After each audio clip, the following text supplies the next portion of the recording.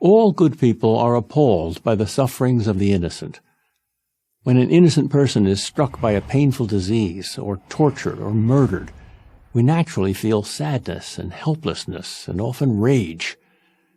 Many people have claimed that such suffering is a proof that God does not exist. Their argument goes like this: God is all good and all powerful. Such a God would not permit unnecessary suffering, yet we constantly observe unjust suffering. Therefore, at least one of the premises about God must be false. Either God is not all good, or he is not all powerful, or he just doesn't exist.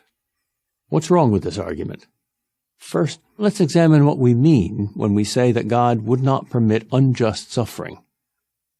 There are two categories of suffering: suffering caused by human beings, which we call moral evils, and suffering caused by nature, for instance, earthquakes or cancer.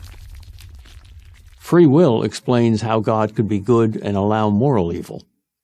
Because God has given people free will, they are free to behave against God's will. The fact that they do evil does not prove that God is not good. In addition, if there were no God, there would be no absolute standard of good.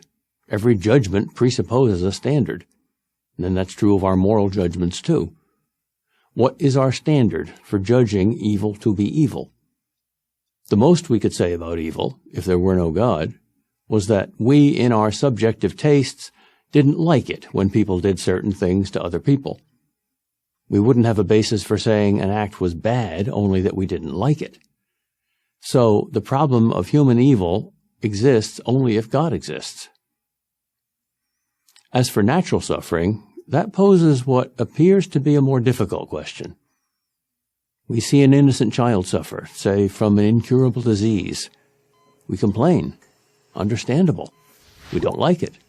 Understandable. We feel it is wrong, unfair, and shouldn't happen. Understandable. But illogical unless you believe in God. For if you do not believe in God, your subjective feelings are the only basis upon which you can object to natural suffering. Okay, you don't like it, but how is your not liking something evidence for God not existing? Think about it. It's just the opposite. Our judgments of good and evil, natural as well as human, presuppose God as the standard.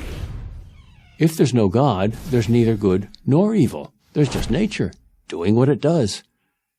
If nature is all there is absolutely no need to explain why one person suffers and another doesn't. Unjust suffering is a problem only because we have a sense of what is just and unjust. But where does this sense come from? Certainly not from nature. There's nothing just about nature. Nature is only about survival. What, in other words, does it mean for suffering to be unnecessary or wrong? How is that determined? Against what standard? Your private standard means nothing. My private standard means nothing. We can talk meaningfully about suffering being unnecessary or wrong only if we have an underlying belief that a standard of right and wrong objectively exists. And if that standard really exists, that means there is a God. Moreover, the believer in God has an incomparably easier time than the atheist psychologically, as well as logically, in dealing with the problem of natural suffering. If you accept that a good God exists, it is possible to also believe that this God somehow sets things right, if not in this world, then in the next. For the atheist, on the other hand, no suffering is ever set right. There is no ultimate justice. The bad win and the good suffer. Earthquakes and cancers kill. End of story. Literally. If nature is all there is, how can a sensitive person remain sane in a world in which tsunamis wipe out whole towns, evil men torture and murder innocent victims, and disease attacks people indiscriminately? The answer is, it's not possible.